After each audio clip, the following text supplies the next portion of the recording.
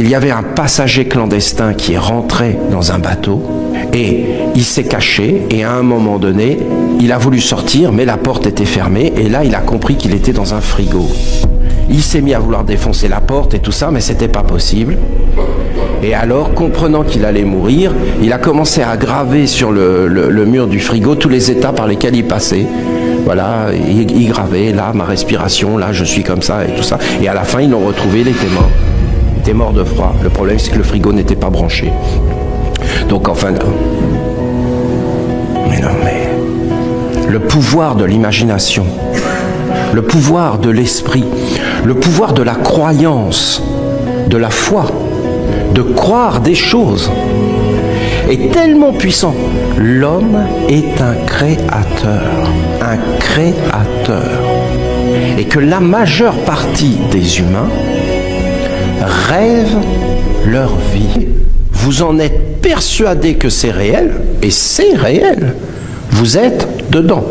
Mais en réalité, ça n'a aucune autre consistance et réalité que la réalité, la consistance que vous y mettez. Dieu, l'air, là. Mais dans nos yeux, dans toutes nos cellules, dans tout notre être, Dieu, l'air, omniprésent, l'air frais, l'air chaud, l'air printanier, l'air parfumé. Essayez de percevoir dans la douceur que l'air est un être vivant. Essayez de changer votre point de vue et de regarder les choses autrement. Par exemple, ce n'est pas ton corps qui respire, ce n'est pas ton corps qui fait entrer l'air et qui l'expulse. Mais en réalité, c'est l'air autour de toi qui entre et qui sort. Tu vois ? Et c'est juste de déplacer la perception. Et tu vas être surpris. Tu vois ? Essaie d'imaginer que c'est l'air. Essaie de percevoir l'air. Mais en réalité, tu vas voir que l'air, s'il y a le soleil, l'air est ensoleillé. Et s'il n'y a plus le soleil, eh bien l'air, quelque part, elle devient une obscurité. Mais dans le fond, elle est toujours là. Et toujours. Par exemple, si tu marches, bien, c'est ce souffle qui te rend léger et en réalité qui te porte. Et tu es porté pas simplement par la terre, mais aussi par cet air qui quelque part t'élève. Il y a des exercices de méditation, de concentration, en fin de compte, qui servent à regarder les choses autrement et en fin de compte à être plus juste. Parce que être juste, c'est être centré. Être centré, c'est être véritablement soi-même. Être véritablement soi-même, c'est être honnête avant tout avec soi-même. C'est-à-dire se voir tel que l'on est, sans tromperie. C'est très difficile. La tromperie, c'est le monde dans lequel on vit.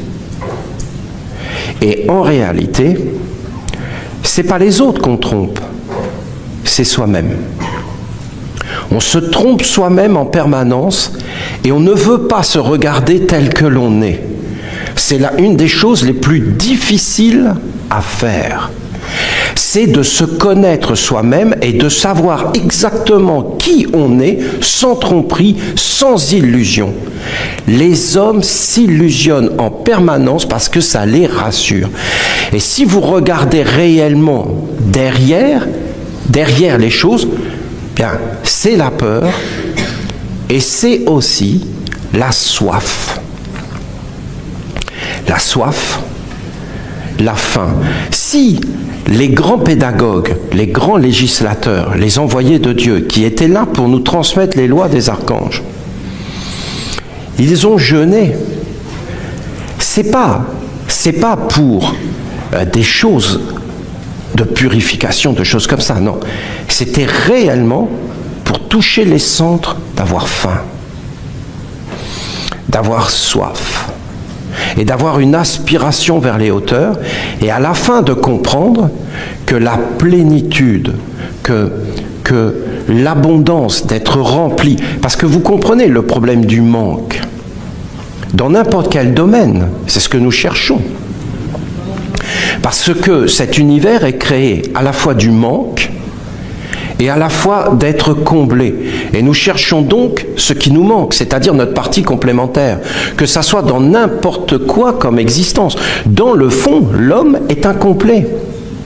C'est un homme ou c'est une femme, il est incomplet. Et toujours, il est en recherche de sa partie complémentaire, en fin de compte, de son être global. Nous sommes dans un état de souffrance. Parce que chercher à être rempli sans être rempli, eh bien en réalité, c'est comme une quête permanente. Et on nous dit d'aller chercher les choses vers le haut, ben, tout nous le dit, hein, et vers des mondes de plus en plus subtils et de plus en plus grands. Alors regarde quand tu respires et essaie de percevoir que cet air est vivant. Et toi, regarde-toi. Si tu t'approches de quelqu'un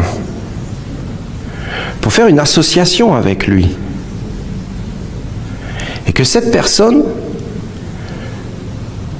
commence à t'ignorer, à faire comme si tu n'existais pas, eh bien tu vas te retirer.